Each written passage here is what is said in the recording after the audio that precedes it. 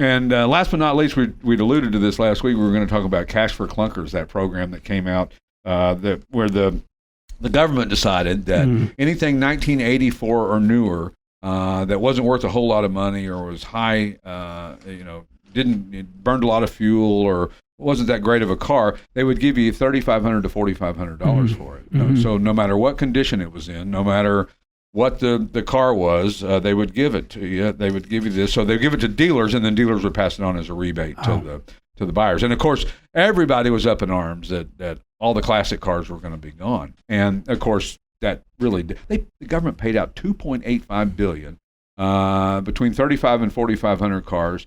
They ended up, I think, 600,000 cars they bought back and then crushed. And it was Cash for Clunkers, and it was, it didn't really change anything. The fuel economy didn't get better. The emissions weren't any better.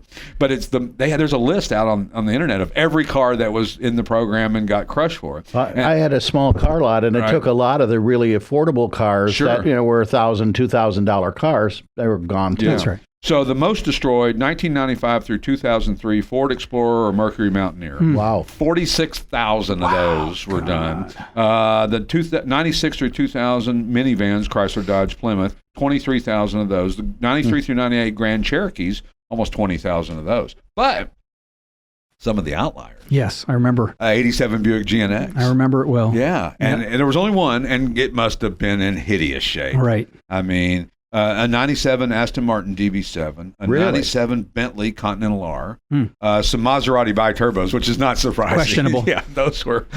But, you wonder about these cars. But, I mean, I've seen some bad versions of these cars. I mean, like I wouldn't give you $5 for right.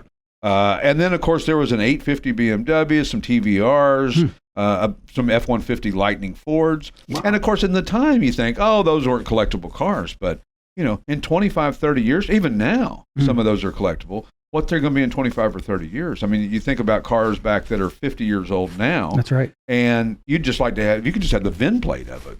That's the most valuable part of it. And that could be the same thing with some of these. So there was some M5s and M3s, some SHO Tauruses. I mean, there was a lot of cars that went through the cracks, if Supras and all of that. But there's a complete list out there, and it's kind of ugly to us enthusiasts. Let's post it on our website. I think we should. Or link to it. Yeah, we could do that. So